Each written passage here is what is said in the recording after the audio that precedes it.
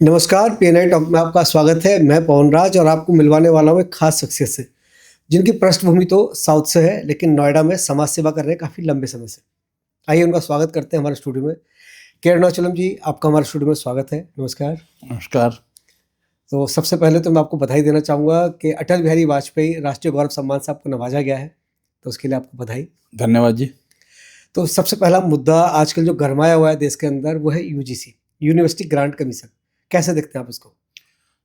देखिए पवन जी, यूजीसी जो यूजीसी का कानून लेके आए हैं, वो कानून एक्चुअली क्या है ना, प्रॉब्लम क्या हो रही है अभी, जो जगह-जगह दंगे हो रहे हैं, फसाद हो रहे हैं, ये इस कानून को पहले जो है इन्होंने ठीक-ठाक पढ़ा नहीं है। अगर पढ़ेंगे तो ये दंगे नहीं होंगे।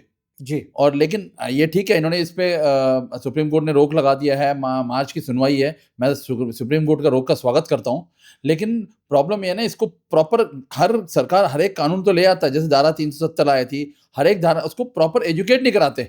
जी। मेरा मानना ये है कि इस कोई भी धारा जो कोई भी कानून लेके आने से पहले पब्लिक से ओपिनियन ले लिया जाए कि ये और उसका दोनों मतलब नफ़ा और नुकसान दोनों बता दिया जाए पब्लिक को, तब जाके पब्लिक इस पे डिसीजन लेगी। अब आप एक तरफ तो कहते हो कि कास्ट सिस्टम, आप जातिवाद बंद करो, और दूसरी तरफ आप कानून लेके आ रहे हो। देखिए, मैं तो ये कह रहा हूँ कि ये जो यूजीसी का है, चाहे वो रैगिंग, ये हुआ मेनली रैगिंग की वजह से। रैगिंग, देखिए कोई भी कॉलेज में रैगिंग करता है, वो नीच जाति का हो तब भी रैगिंग गलत है। अगर बहन है तो बहन है, चाहे उच्च जाति का हो तब भी रैगिंग गलत है। और जी। वो गलती कोई भी करे, चाहे वो कोई भी जाति अपर कास्ट करे या लोअर कास्ट करे, सजा तो वही जो कानून में प्रावधान है वही सजा मिलनी है। जी। और मिलनी भी चाहिए। तो इसलिए क्या, ये जातिवाद, मैं कह रहा हूँ, ये जातिवाद को बंद करो, सारे समानता समानता से देखो। आज की डेट में जो पहले हमारे टाइम पे आप देखते थे गाँव वगैरह में होते थे यार, जो नीच जाति का उनके यहाँ से कुएं में से पानी नहीं निकालते थे, वो चीज़, तो अब गाँव में भी ये सब चीज़ें बंद हो रही हैं। तो फिर यहाँ पे क्यों कर रहे हैं इसको? जातिवाद बिल्कुल ही बंद कर दो, चाहे वो अपना हाँ, राजपूत हो, चाहे वो ब्राह्मण हो, या सबको एक समानता से देखो। तो और दूसरी बात, ये जो दंगे फसाद कर रहे हैं, इनको अगर आप पूछोगे तो भाई तू क्यों दंगा कर रहा है, उसको पूरा पता नहीं होगा। दूसरे कर रहा है इसलिए कर रहा हूँ मैं। इससे ऐसे नहीं होता ना ये इसको। अरुणाचलम जी, ये बताइए, जिन लोगों ने ये नियम बनाया, पास किया, क्या उन लोगों को इस चीज़ की ज्ञान नहीं है? क्या वो शिक्षित नहीं है? नहीं, शिक्षित हैं, उन्होंने क्या बनाया, मैं वही कह रहा हूँ ना। इसको या तो देखो, अभी रोक इसलिए लगी है कि इसको पूरा पब्लिक के ऊपर वो नहीं है, पब्लिक को पता नहीं है। इस चीज़ को पूरा पढ़ेंगे अगर, सुप्रीम कोर्ट ने सिर्फ़ इसमें स्टे दिया है, बाकी एक जवाब तलब किया है कि इसमें पूरा जवाब दिया जाए, स्पष्टीकरण। वही कह रहा हूँ ना, जो सुप्रीम कोर्ट ने माँगा है, इसमें कुछ चीज़ें, जो इस कानून में कुछ चीज़ों को आपत्ति जताई है सुप्रीम कोर्ट ने। जी। तो वो कह रहे हैं उस चीज़ को हटा करके आप उसको दोबारा जवाब दीजिए। तो मैं भी वही कह रहा हूँ, जो इसमें इन्होंने लगाया है कुछ चीज़ें, वो उसको अगर आप कोई भी पूरा कानून पढ़ोगे ना, तो उसमें पता लग जाएगा। किसी में ये नहीं लिखा कि ये कानून लाने से कि लोअर कास्ट को दिक्कत हो जाएगी या अपर कास्ट को दिक्कत हो जाएगी, ऐसा कुछ नहीं है इसमें। समानता से उन्होंने खाली ये बोला है कि जो गलत करेगा, रैगिंग कर रहा है, कोई भी गलत कर रहा है, कास्ट सिस्टम, तो उनको वो दिया जाए। अब एक्चुअली प्रॉब्लम क्या आ रही है, कुछ लोग कह रहे हैं नहीं आ रही है, हमें जो SC/ST का बेनिफिट मिल रहा है, वो चीज़ें ना, उनको डर है कि वो चीज़ ना, जो रिजर्वेशन मिल रही है वो चीज़ हट जाएगी। ऐसा कुछ नहीं है उसपे। तो सीधे-सीधे इसीलिए कह रहा हूँ, जो सुप्रीम कोर्ट को जो जो स कान मैं पहले भी मैंने किसी और चैनल में भी यही बोला था, कोई भी सरकार लेके आती है कानून, ये दंगे-फसाद इन सब चीज़ें बचने के लिए एक पब्लिक ओपिनियन ले लिया जाए, उसका नफ़ा-नुकसान बता दिया जाए। तो क्या है, तो उससे पब्लिक से ओपिनियन लेके उसके बेस पे वो पास किया जाए। तो क्या आप जो पहले यूजीसी था, क्या उसके लिए सहमत हैं आप? या उसमें भी संशोधन की ज़रूरत है, जो पहले लागू था? देखिए, उसमें थोड़ा बहुत संशोधन चाहिए। पहले अगर पूरा पढ़ेंगे ना, उसमें थोड़ा बहुत संशोधन चाहिए उसमें। और संशोधन करके, तब वही तो सुप्रीम कोर्ट ने माँगा है इनसे, संशोधन करके, अब मार्च में तारीख है कोर्ट की, तो उसमें मार्च तक उनको बोला है। तो अब वो उसपे जो अपने शिक्षा मंत्री वगैरह कर रहे हैं, संशोधन करके उसको पारित करेंगे दोबारा वहाँ पे सुप्रीम कोर्ट में। तो जी। देखिए क्या फैसला आता है। तो आपको क्या लगता है, क्या अनुमान है आपका कि क्या फैसला होगा? देखिए, वो तो सुप्रीम कोर्ट की सहमति के ऊपर है। जो इन्होंने माँगा है सुप्रीम कोर्ट ने, वो तरीके से इनको प्रेज़ेंट किया जाए, तो क्या पता सुप्रीम कोर्ट स्टे हटा दे और उसको लागू करने में बोल दे, या हो सकता है कि स्टे और बढ़ा दे। के अरुणाचलम जी, एक चीज़ और जानना चाहेंगे, क्योंकि आप all Noida student parents association के महासचिव हैं। हुँ। तो सुप्रीम कोर्ट ने एक जारी की थी गाइडलाइन कि हर स्कूल के अंदर, चाहे वो सरकारी हो या प्राइवेट हो, वहाँ बच्चों के लिए, बहन बेटियों के लिए सैनिटरी पैड की व्यवस्था होनी चाहिए। और उसका डिस्पोजल के लिए भी पूरा प्रावधान होना चाहिए। कैसे देखते हैं इसको आप? देखिए, ये सुप्रीम कोर्ट के जो दो जज के बेंच ने जो ये फैसला सुनाया है, बहुत अच्छा फैसला है।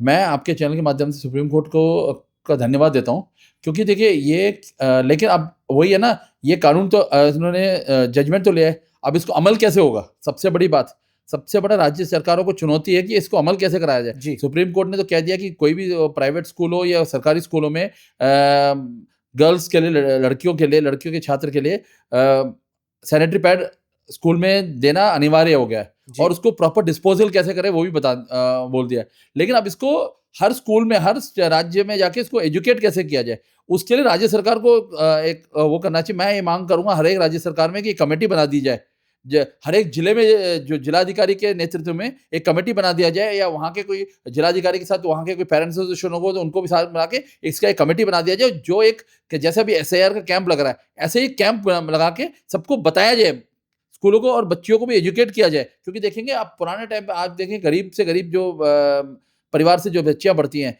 वो उनको इस चीज़ों के बारे में नॉलेज है नहीं, तो वो क्या कहते हैं, उन पीरियड्स के दौरान उनको स्कूल छोड़ना पड़ता है या छुट्टी करनी पड़ती है, या पेपर का समय होता है तो वो स्कूल पढ़ाई में नुकसान जाता है।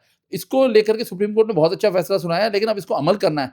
कैसे अमल करती है वो राज्य सरकार के ऊपर। हर एक कानून ले तो आती है सरकार, और सुप्रीम कोर्ट जजमेंट भी दे देती है, लेकिन उसको अमल करने में सरकार कहीं ना कहीं शासन प्रशासन की कमी रह जाती है। तो मैं यही आपसे अनुरोध करूंगा आपके चैनल के माध्यम से कि सरकार से, और उत्तर प्रदेश में खास करके माननीय मुख्यमंत्री योगी जी से अनुरोध करूंगा कि एक निर्देश जारी किया जाए हर एक जिले में कि जिला अधिकारी के नेतृत्व में एक कमेटी गठन की जाए, और एक हर एक एसआईआर जैसे हर एक इसमें जाके कैंप लगाया जाए, स्कूल में बताया जाए, स्कूलों को जागरूक किया जाए और ये लागू किया जाए। हाँ, लागू करवाया जाए, इसको सख्ती से लागू कराया जाए, और इसके लागू करने के बाद एक कमेटी के साथ पीरियडिकली इसकी ऑडिट भी कराया जाए कि वाकई में ये जो गाइडलाइंस बनी हुई है उसके हिसाब से ये अमल हो रहा है, नहीं हो रहा है, तल पर सही साबित हुआ हाँ, है नहीं और हुआ। डिस्पोजल हो रहा है, नहीं हो रहा है। अगर नहीं हो रहा तो इसके ऊपर एक फाइन रखा जाए, तभी जाके स्कूल मानेंगे इस बात को। अच्छा, अरुणाचलम जी, आपने एक और स्वागत किया था सुप्रीम कोर्ट के नियम का कि शौचालय को लेकर, क्या था वो? देखिए, इन्होंने इसी जजमेंट में उन्होंने बोला था कि स्कूल में बच्चों के लिए अलग से शौचालय, गर्ल्स को, छोटे बच्चों के लिए, बच्चियों के लिए अलग से शौचालय हो, जो जिसमें बेसिक हाइजीन हो, जी। साबुन हो प्रॉपर तरीके से, और सिक्योरिटी, सबसे बड़ी बात सुरक्षा, टॉयलेट के अंदर सुरक्षा का जो है वो अच्छा वो होना चाहिए, सुरक्षा अच्छी होनी चाहिए, ठीक है। और दूसरी बात, उस पे ये रखना चाहिए इन बेसिक हाइजीन, जैसे साबुन हो, या बच्चियों को जो है प्रॉपर तरीके से, जैसे सैनिटरी पैड यूज़ करने के बाद कैसे साफ वो है क्लीन करना है, सब सारी चीज़ों की सुविधाएं दी जाएं, सारी सुविधाएं इनको दी जाए। तो ये चीज़ भी बोला है सुप्रीम कोर्ट ने, तो इसको भी अब वही स्कूलों को अमल कराना बच्चों के पड़ेगा। स्वास्थ्य को ध्यान में रखते हुए ये बिल्कुल फैसला आया बिल्कुल था, बिल्कुल जिसका आपने बहुत स्वागत किया। बिल्कुल जी। अच्छा, एक और फैसला हुआ था योगी जी द्वारा या राज्य सरकार द्वारा कि कोविड काल में स्कूलों ने जो फीस ली थी, उसकी माफ़ी की बात थी, रिफंड की बात थी। लेकिन अभी तक देखा जा रहा है कि बहुत से स्कूलों ने ये वापस नहीं किया। इसके बारे में आप और आपकी एसोसिएशन क्या कह रही है? देखिए पवन जी, ऐसा है, ये मुद्दा बहुत पहले काफ़ी चल रहा था। कोई जो इसमें 15% फीस वापसी की योगी जी ने बहुत अच्छा फैसला आया था, जिसमें जो अब इसमें क्या है ना कि जो इसमें 2 चीज़ें, एक तो था कि फीस को एडजस्ट करना, एक था रिफंड करना। रिफंड वाले पे तो सुप्रीम कोर्ट का रोक लगा दिया। टीचर्स, स्कूल वाले सब चले गए कि हमारे पास फंड नहीं है, जबकि वो गलत है उनका। अगर ऑडिट कराया जाए तो बहुत सारे फंड निकलेंगे, लेकिन वो मुद्दा दूसरा है, उस पे स्टे लग गया है। जो फीस वापसी करनी है, अभी भी इस चीज़ को, आदेश को आए हुए 3 साल से 4 साल से ज़्यादा हो गए हैं। लेकिन अभी भी अगर आप बोलोगे पूरे 100% स्कूल नहीं इसको अमल किया। अभी भी देखोगे 92% 93% तक स्कूलों ने कर दिया है इस पे अमल, लेकिन अभी भी कुछ स्कूल ऐसे हैं जो अड़े हुए हैं। क्या उनको राज्य सरकार का डर नहीं है? देखिए तानाशाह हो गए हैं? उसके लिए देखिए, इसमें मैं कहूँगा इसमें कुछ कमियां पेरेंट्स की भी हैं। हर चीज़ हम सरकार या शासन प्रशासन को दोषी नहीं ठहरा सकते। पेरेंट्स को जब तक पता नहीं लगेगा, जब पेरेंट्स जाता है उसको पता ही नहीं, उसको खाली इतना पता है फीस वापसी है। जाके स्कूल में पूछा, उसको स्कूल वालों ने घुमा दिया। उसको पहले समझना है क्या चीज़ है। और दूसरी बात जो है, स्कूल में जाके पेरेंट्स को पूछना है। अगर वो बोलता है मेरा फीस एडजस्टमेंट नहीं हुआ, जैसे मैं बताता हूँ एडजस्टमेंट का क्या मतलब है। अगर मान लीजिए कोविड के टाइम पे बच्चा आपका 8वीं में था और उस टाइम पे उसकी फीस 1000 रुपये थी, 15% मान लीजिए 1000 रुपये बनता है, तो वो बच्चा को जब 9वीं में जाएगा, वो 15% फीस उसमें एडजस्ट किया जाएगा, वापस नहीं किया जाएगा। वापस पे तो रोक लग गया है। और मान लीजिए कोविड के टाइम पे आपका बच्चा 12वीं में था, तो वो 12वीं अब वो पास आउट कर गया, तो वो फीस उसको मिलेगी नहीं, क्योंकि उस पे रोक लग गया है। कुछ लोगों को पहले मिल चुकी थी रोक से पहले, अब वो नहीं मिला, लेकिन जो एडजस्टमेंट है वो तो करनी है। अभी भी नोएडा में कुछ मतलब काफी, आप ये कह सकते हैं कि जब अगली क्लास में आपका बच्चा जाएगा तो वो फीस एडजस्ट हो जाएगी, और बिल्कुल अगर वो पास आउट होकर स्कूल से गया तो आपको रिफंड नहीं मिलेगा। अभी फिलहाल ये नहीं मिलेगा, क्योंकि उस पे स्टे लग गया है, और उसमें पास आउट के बाद भी मिला है, काफी काफी बच्चों को मिला है जब स्टे से पहले। लेकिन अभी भी कुछ स्कूल नोएडा के अंदर बहुत नामी गामी स्कूल हैं, जो कह रहे हैं ना, इस पे एक्चुअली क्या है ना, पेरेंट्स ने कुछ ज्यादा वो नहीं दिया, और ये जो डीएफआरसी कमेटी बनी है उस पे उन लोगों ने भी इस पे ज्यादा सख्ताई नहीं बरती। देखिए, वो डीएफआरसी भी तभी करेगी ना जब पेरेंट्स कंप्लेंट करेंगे। अब पेरेंट्स जाके स्कूल में नहीं हो तो राइटिंग में कंप्लेंट दे, उनका जवाब आया तो डीएफआरसी में कंप्लेंट करे। जो जिला अध्यक्ष के नेतृत्व में बनी है डीएफआरसी कमेटी, जिसके डीआईएस अपने महासचिव है, कंप्लेंट करे। जिससे देखिए, जो जितना मेरे संज्ञान में आया, मैंने काफी लोगों का ये दिलवाया फीस। कई स्कूलों के बच्चे पेरेंट्स हैं, उनको काफी लोगों को स्कूल में दिलवाया, कई लोगों को, कई स्कूलों के बारे में मैंने शिकायत दर्ज की उनके पास, डीआईएस के पास। उस पे उन्होंने सख्त कार्रवाई भी की, और वो सुनिश्चित किया कि उनको फीस वापस मिल जाए। लेकिन अभी ये ना, पेरेंट्स आगे जागरूक ही नहीं हो रहा। पेरेंट्स को ये डर है कि मैं ज्यादा बोलूंगा तो मेरे बच्चों को नाम काट देंगे या बाहर कर देंगे। ऐसा कुछ नहीं है। ऐसा कोई कानून में आज भी आपके चैनल के माध्यम से कह रहा हूँ, कोई पेरेंट्स को किसी को डरने की जरूरत नहीं है। किसी बच्चे का नाम नहीं काटा जाएगा ऐसे विषय में, ना बच्चे को जो है स्कूल से किसी भी चीज से रोक लगाई जाएगी। ये मान लिया जाए कि अगर ऐसा स्कूल द्वारा कुछ किया जाता है तो आपकी संस्था उसके साथ कंधे से कंधा मिला के खड़ी बिल्कुल होगी। बिल्कुल, हमारी संस्था में पहले भी हम लोग पेरेंट्स के लिए, बच्चों के लिए थे, आज भी हमारी संस्था काम कर रही है। कोई भी चीज होती है तो हमें हमारे नॉलेज में ले आ जाए, हम उसके लिए आपके साथ कंधे से कंधा मिला के खड़े होंगे, उस स्कूल पे जाके बात करेंगे। मैं अभी पीछे बताता हूँ, पीछे 2 महीने पहले भी मैंने किसी स्कूल के, मैं स्कूल का नाम नहीं लेना चाहता, यहीं आसपास का ही स्कूल है, उनके पेरेंट्स को मैंने फीस का एडजस्टमेंट का वो दिलवाया है। मतलब उनको, पेरेंट्स को ये भी है कि कई बार स्कूल ना फीस एडजस्ट कर देता है, पेरेंट्स को पता ही नहीं होता फीस एडजस्ट हुई है करके। जी। वो यही बोलता रहता है फीस एडजस्ट नहीं हुई, एडजस्ट नहीं हुई। जब उसको पूरा रिकॉर्ड निकाल के देखा तो पता लगता है एडजस्ट होता है। तो सारी चीजें सुनिश्चित करके पेरेंट्स आए हमारे पास। तो जहां होगा अगर गलती, तो वहाँ डीएफआरसी से के पास जाएंगे, डीएफआरसी कमेटी में जो है उनको फाइन भी लगाएगी। अभी एक डीएफआरसी ने किसी स्कूल में फाइन भी लगाया है इस विषय में, जी। ना अमल करने के लिए। तो डीएफआरसी तो अपना काम कर रही है, लेकिन जब तक पेरेंट्स उनको शिकायत नहीं करेगा तो कैसे करेंगे? मतलब बच्चा जब तक रोएगा नहीं उसको कुछ मिलेगा नहीं। पता कैसे चलेगा? आपको हक लेना पड़ेगा, मांगना पड़ेगा। बिल्कुल। हम तो कह रहे हैं हमारी संस्था साथ खड़ी है। जी। मैं तो कह रहा हूँ हर हर हर चीज के लिए हमारी संस्था साथ खड़ी है। आप आगे तो आइए। जी। अरुणाचलम जी, अभी बजट पास हुआ है और बजट में निर्मला सीतारमण जी ने यूट्यूबर्स में अपना कैरियर बनाने वाले बच्चों के लिए 250 करोड़ का प्रावधान रखा है। इसके लिए क्लब बनाने की भी योजना प्रावधान रखा गया है। क्या है पूरा मामला? देखिए, ये बहुत अच्छी, इस बार पहली बार जो है ना, किसी वित्त मंत्री ने ये जो कंटेंट राइटर, ये यूट्यूबर, ये एडिटिंग जो करते हैं, फिल्म एडिटिंग, उन लोगों के लिए कुछ सोचा है। इससे पहले अगर आप देखेंगे किसी भी बजट में नहीं, जब माननीय नरेंद्र मोदी जी की सरकार में ये पहली बार हुआ है, और मैं उनको बधाई भी देता हूँ और इस निर्णय को स्वागत भी करता हूँ।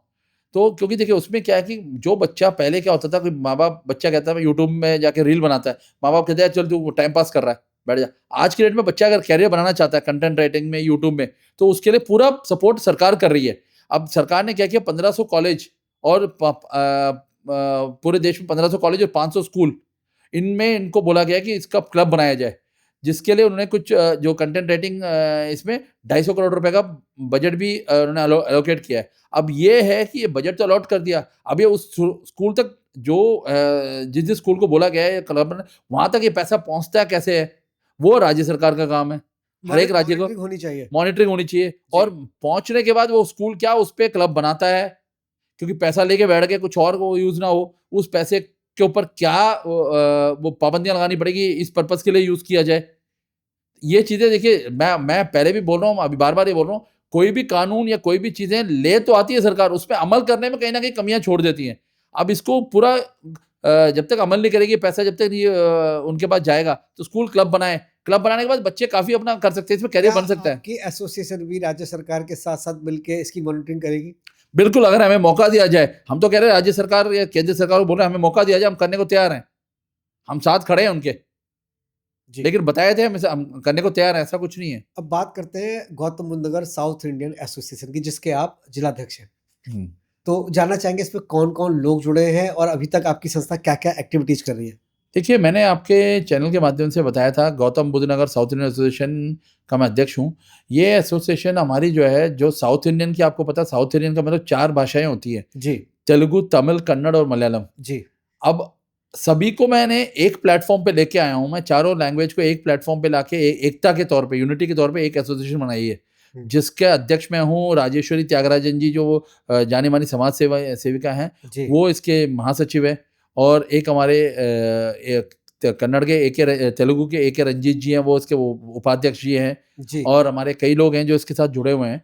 तो हमारा जो है एसोसिएशन का मेन मुद्दा ये है, अगर आज की डेट में, मैंने पहले भी बताया था, आज की डेट में ये है, हम आप सब तो हमने अपने अपने स्कूल से पढ़े हैं, जहाँ मैंने तमिल स्कूल में 8वीं 9वीं तक पढ़ी है। कई टाइम पे अपने मातृभाषा, आज की डेट में हम अपने बच्चों को कॉन्वेंट में पढ़ा रहे हैं। उनको मातृभाषा के बारे में पता नहीं है, अपने बेसिक जो कल्चर के बारे में पता नहीं, चाहे उत्तराखंड का तो उत्तराखंड कल्चर के बारे में, या फिर अपना पंजाबी कल्चर, या हमारे साउथ के कल्चर नहीं पता।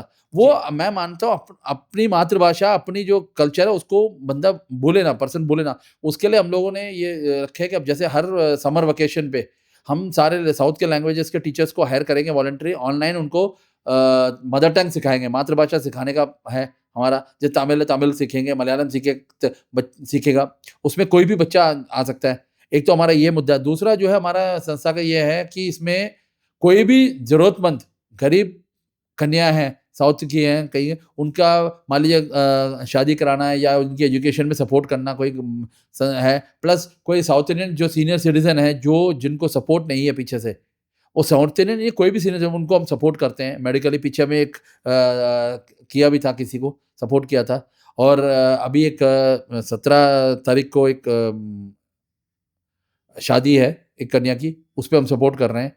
मतलब कई चीज़ें सपोर्ट जहाँ होती है। अब कुछ जो एक संस्था थी जिसको हमने ब्लैक बोर्ड वगैरह दिया था, यहीं पे स्लम में बैठ के झुग्गियों में पढ़ा रहे थे बच्चों को, उनको कॉपी किताब दिया, इस तरीके से करती है। प्लस उसके अलावा अभी हमने हाल ही में संत त्यागराजा का आराधना करवाया, ठीक है? उससे पहले हमने नवरात्रों में पूजा करवाई, लक्ष्मी की पूजा करवाई, मतलब सारी चीज़ें हम करवाते रहते हैं मतलब चीज़ें। संस्कृति को बढ़ाने के लिए आप बिल्कुल, बिल्कुल, दिन-रात कार्यरत हैं। बिल्कुल। समाज का कितना सहयोग मिल रहा है आपको? देखिए, समाज का सहयोग मिल ही रहा है, नहीं भी मिलता तब भी हमने तो करना ही है। क्योंकि बिना फंड के समाज सेवा भी नहीं हो सकती। देखिए, फंड के लिए हम लोग करते ही हैं। अभी तो हम लोग क्या, अभी हमारी एसोसिएशन 2 साल हुए हैं नए हुए, हम अभी फंड के लिए भी कर रहे हैं सब। हमने इसको इनकम टैक्स का रिबेट भी लिया हुआ, कई जगह से स्पॉन्सर आ जाते हैं। नहीं आते हम लोग तो देखिए, समाज सेवा करना है, सोच लिया तो हम तो फंड की सोचते नहीं है। कभी अपनी जेब से भी देना डाल के हम कर देते हैं समाज सेवा। जी, तो अभी हमने पीछे जो सर्दियों में अभी जो है काफ़ी सर्दियों में हमने काफ़ी लोगों को कंबल बाँटे। रात को 12 बजे जो फुटपाथ पे सोए थे, उन लोगों को कंबल-वंबल बाँट के आए हैं हम जाके। जी, जी। तो कुछ लोगों को राशन-वाशन दिया हमने। काफ़ी कुछ हम करते रहते हैं इन चीज़ों में। घर का कितना सपोर्ट है?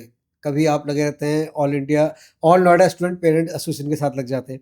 कभी गौतम बुद्ध नगर साउथ इंडियन एसोसिएशन के साथ आप फुल टाइम देते हैं। साथ में अपने व्यवसाय भी देखते हैं। तो कैसे मैनेज करते हैं और कैसे अपने आप को मोटिवेट रखते हैं आप? सबसे पहले तो अपना व्यवसाय ही है, क्योंकि आगे सब कुछ उसी से चलता है। जी, बाकी है कि ऑफ़िस के बाद जो टाइम है और छुट्टी वाला दिन है, उस दिन हम समाज सेवा के लिए देते हैं। और ऐसे ही घर के साथ समानता बना रखी है। और इसमें घर में मेरे को घरवालों का सपोर्ट काफ़ी है चीज़ों के लिए। जी, सबसे बड़ी बात, घरवालों का सपोर्ट मिलता है तभी होता है। घरवालों को भी सपोर्ट मिलता है, तो साथ में हमारे बाकी जो जो जानकार लोग हैं, उनसे भी सपोर्ट मिल जाता है। जी। और सबसे बात थोड़ा बहुत ये है कि समाज सेवा की वजह से लोग काफ़ी जानते भी हैं, तो उस वजह से भी सपोर्ट मिल जाता है। तो इस वजह से समाज सेवा होती है। अभी केंद्र सरकार द्वारा एक एसआईआर स्पेशल इंटेंसिव रिवीजन का एक चलाया गया था, वो ड्राइव चलाई गई थी। तो उसमें क्या आपके किसी साउथ इंडियन कम्युनिटी से आने वाले किसी को कोई दिक्कत आई? नहीं, देखिए, एसआईआर में मैं बोलूँगा कि बहुत अच्छा वो इनिशिएटिव लिया गया है। ये जो मोदी सरकार ने लिया, बहुत अच्छा, पूरे भारत देश के अंदर ये हो रहा है एसआईआर। जी, इसमें बहुत अच्छा इससे पता लग जाएगा कि कितने वोटर लिस्ट जेन्युइन वोटर हैं, और कितने जो जेन्युइन नहीं है, वो चीज़ पता लग जाएगी। बहुत अच्छा है ये। सीधा-सीधा एक किसी ने सवाल उठाया था उसमें, अपना सांसद में, उसका जवाब है ये। जी, ये जवाब दे रहे हैं मोदी जी, लेकिन बहुत अच्छा किया। उसमें हमारा साउथ इंडियन क्या, किसी के साथ कोई दिक्कत नहीं आई, और जितने बीएलओ हैं सब सपोर्ट कर रहे हैं। और हम लोग भी, मैं जैसे अब सेक्टर वाइज़ हमारे सेक्टर का आरडब्ल्यू का सचिव भी हूँ, तो हम लोगों ने भी कैंप लगवाया, हमारे बारात घर में करवाया है, और लोगों को एजुकेट करवाते हैं। मैं कई लोगों के घर से मैंने खुद फॉर्म इकट्ठे करके मैंने पहुंचवाए हैं, और कोई भी सहयोग, किसी को भी कोई मदद चाहिए तो मैं इस SAR में मैं उनकी मदद करता हूँ जाके। के अरुणाचलम जी की बात करें तो राजनीति में कितना इंटरेस्ट है? देखिए, राजनीति में इंटरेस्ट तो मैं पार्टी के साथ जुड़ा हुआ हूँ, ठीक है? मैं बाहर से जुड़ा हुआ हूँ, मैं कोई पार्टी के अंदर जाके नहीं जुड़ा, पार्टी के साथ बाहर से जुड़ा हुआ हूँ, और इसके अलावा अभी फ़िलहाल तो कोई क्या अपनी कम्युनिटी के लिए कभी कहीं किसी पार्टी से टिकट की मांग की है आपने या नहीं करने जी। की कोशिश की? देखिए, अपनी कम्युनिटी के लिए मीन्स मैं अपने लिए नहीं माँगा, अपने लिए नहीं माँगते। हाँ, हमारी कम्युनिटी के साउथ इंडियन है, उनके लिए हम ज़रूर माँगेंगे, कोई ज़रूरत पड़ेगी उनके लिए ज़रूर माँगेंगे टिकट, और उनके लिए प्रचार अभी भी आप करेंगे। कितनी संख्या माने गौतम बुद्ध नगर के अंदर? कि साउथ इंडियन के जी। काफ़ी है जी। आप लाख से ऊपर समझ लीजिए। लाख, तो अगर आप चारों कम्युनिटी को देखोगे ना, तो गौतम बुद्ध नगर जिला एक जिले में कई जगह आ जाती है। नोएडा, ग्रेटर नोएडा का आ जाता है, और उसमें काफ़ी लोग हैं। तो क्या 2027 में आप टिकट की मांग करेंगे? अपने लिए तो नहीं माँगेंगे। जी। कम्युनिटी बाकी आने वाला समय बताएगा। अरुणाचलम जी न्यू एजुकेशन पॉलिसी आई, हुँ। ठीक है, लेकिन अभी तक लागू नहीं हो पाई। तो क्या खामियां रही हैं, क्या वजह रही हैं, इसके बारे में आपका क्या कहना है? देखिए, मैं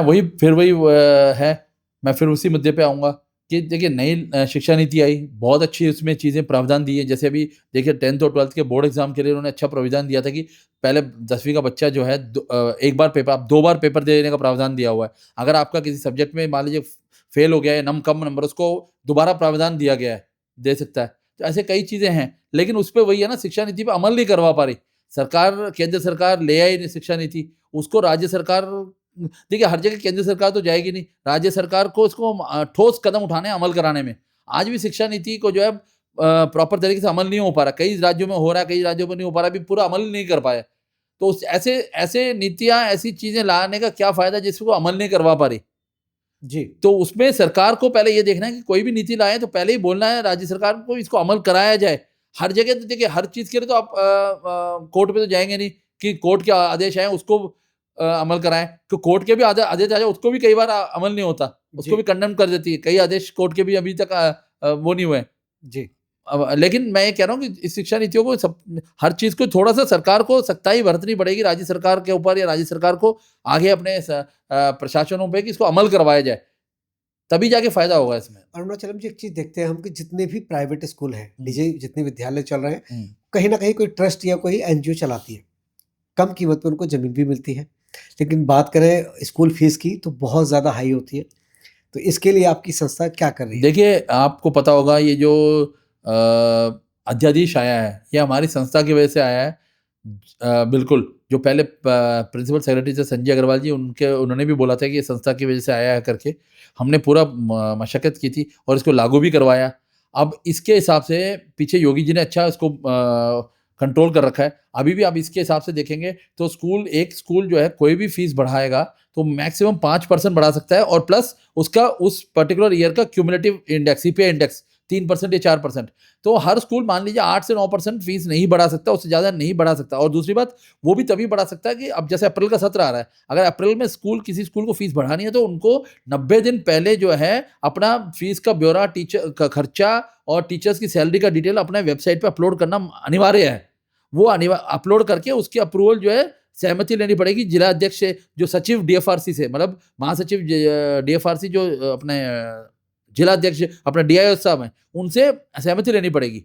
उसके बाद ही फीस बढ़ा सकते हैं। अगर ऐसे नहीं बढ़ रहा है और मान लीजिए किसी स्कूल ने ज़्यादा बढ़ाया फीस, तो वो उसके लिए अगेन मैं वही बोलूँगा कि पेरेंट को आ गया, उसमें तो अध्यादेश में तो क्लियर लिखा हुआ है। अगर फीस आपका मान लीजिए बढ़ाता है कोई, और वो फीस अगर आपका मान लीजिए जो परसेंटेज 8 या 9% ज़्यादा बढ़ता है, तो पेरेंट जाके स्कूल से बात कर सकता है। स्कूल को एक राइटिंग में दे सकता है, उसके राइटिंग के जवाब जैसे ही आता है, अगर वो जवाब जो आता है, जो टाइम दिया गया है स्पेसिफिक टाइम, उसके जवाब देते आता है या नहीं, या जवाब नहीं आता है या आता है और ये संतुष्ट नहीं है, उसको वो अपील कर सकते हैं हमारे एसोसिएशन के माध्यम से, किसी के माध्यम से, डीएफआरसी को। डीएफआरसी उस स्कूल को फिर बुला के कार्रवाई करती है। और पीछे अब आपको पता है हमारे एसोसिएशन के वजह से कई स्कूलों में 2-2 3-3 लाख रुपए का फाइन भी लगा। कई जगहों ने फीस, जो एक्सेस फीस बढ़ाई है, उसको रिटर्न भी करवाया है। जी। नोएडा का बहुत बड़ा नामी गामी स्कूल है, उसमें हमारे अध्यक्ष कसाना जी इस के विषय की से चर्चा जिसकी रही वजह से थी और आपकी संस्था को बड़ी सराहना मिली थी। हाँ, जिसकी वजह से हमारा तो उसमें से काफ़ी मैं वही कह रहा हूँ ना, जब तक हम पेरेंट्स आगे नहीं आएँगे, अगर पेरेंट एक कदम बढ़ाता है, हम 4 कदम बढ़ाने को तैयार हैं उनके साथ। आपने देखा होगा हमारी संस्था हर जगह खड़ी थी, कि पीछे स्टेप बाय स्टेप में हुआ या कोई भी हुआ, तो हम उसके लिए साथ खड़े हैं। मैं कह रहा हूँ अभी भी मैं आपके चैनल के माध्यम से बोल रहा हूँ, अभी 1 अप्रैल का सत्र आ रहा है। अगर आपको कहीं भी लगता है स्कूल जो है, उसने अपना जो अध्यादेश का नियम का पालन नहीं किया है, जैसे वेबसाइट में नहीं अपलोड किया है, क्योंकि अभी मैंने कुछ 2-3 दिन पहले देखा था, कुछ स्कूलों का अभी तक वेबसाइट में डिटेल अपलोड नहीं है। मैंने वो नोट कर रखा है कौन-सा स्कूल है। अब इस बार जो है वो स्कूल अगर फीस बढ़ाती है, तो मैं अपने संस्था की तरफ से कुछ उसको कुछ दिनों में उनके ऊपर एक्शन होता हुआ दिखाई देगा। उम्मीद है जी। उम्मीद है, बिल्कुल उम्मीद है। जी। आप साउथ इंडियन कम्युनिटी से आते हैं, तो युवा पीढ़ी को अपने समाज की, अपनी कम्युनिटी के लोगों को संस्कृति से जोड़ने के लिए, अपने कल्चर को आगे बढ़ाने के लिए उनको क्या संदेश देंगे? देखिए, मैं एक कह रहा हूँ हर एक देखिए हमारे भारतवर्ष में हर राज्य से पर्सन आए हुए हैं यहाँ पे। दिल्ली में भी काफ़ी लोग हैं, नोएडा में भी काफ़ी लोग। अपनी स क कहीं न कहीं अपनी संस्कृति, अपनी जो कल्चर है, उसको ना भूला जाए। आप बेशक अब जैसे मैं हूँ, मैं एक तरह से पैदाइशी में से जब से पैदा हूँ तब से यहीं पे हूँ। आज मेरे 52 साल से मैं यहीं पे हूँ। मैंने शिक्षाएँ सब कुछ की है, यहाँ पे सब कुछ हूँ। लेकिन अपनी संस्कृति नहीं भूला मैं, जी। साउथ के कल्चर नहीं भूला। ऐसे ही हर एक को अपना कल्चर और संस्कृति अपना वो चीज़ नहीं भूलनी चाहिए। अरुणाचलम जी, आज का अंतिम सवाल। बोर्ड के एग्ज़ाम शुरू होने वाले हैं, तो पेरेंट्स और स्टूडेंट के लिए आपका क्या संदेश होगा? देखिए 17 फरवरी से बोर्ड के पेपर शुरू हैं। मैं बच्चों से यही अनुरोध करूँगा, बच्चों किसी चीज़ की तनाव में मत आइए, कोई टेंशन मत लीजिए, किसी चीज़ को लेकर के टेंशन मत कीजिए। आप आराम से अपने ठंडे दिमाग से पढ़ाई कीजिए, पेपर की तैयारी कीजिए और ख़ास कर कि कोई भी चीज़ दिक्कत हो, आप जाके अपने स्कूल वालों से पूछिए और उसकी वजह से कोई तनाव में आके वो ना टेंशन ना लें कि मैं पता नहीं कितने कर पाऊँगा, नहीं कर पाऊँगा, ऐसा कोई तनाव नहीं। कूल दिमाग से, ठंडे दिमाग से जो है पेपर दें। और मैं पेरेंट्स को भी यही बोलूँगा कि बच्चों के ऊपर ज़्यादा वो ना सख्ताई ना करें कि पढ़ाई करो, पढ़ाई करो, पढ़ाई करो, पेपर आ रहे हैं। देखिए बच्चा पढ़ेगा, चाहे वो दिल से पढ़ ले। बच्चा अगर 3 घंटे, 4 घंटे भी पढ़ ले, कंसंट्रेशन दिल से पढ़ ले, मेरा मानना जो है वो अच्छा पास हो जाएगा। तो मैं दोनों से यही करूँगा, अनुरोध करूँगा पेरेंट्स से भी और बच्चों से भी कि ठंडे दिमाग से रहें और अच्छे से पेपर दे के आएँ। आप सब बच्चों को हमारी संस्था की तरफ से बहुत-बहुत शुभकामनाएँ। अरुणाचलम जी, आप साउथ इंडियन सोसाइटी के अध्यक्ष हैं और all Noida student parent association से भी लंबे समय से जुड़े हुए हैं। दोनों का बैलेंस बनाते हैं अच्छी तरीके से, समाज सेवा करते हैं, अपना व्यवसाय भी करते हैं। आपने अपने जीवन के अनुभव साझा किए, उसके लिए आपका बहुत-बहुत धन्यवाद। आपने अपना कीमती समय दिया और दर्शकों से कहना चाहूँगा, देखते रहिए पीएनआई टॉक।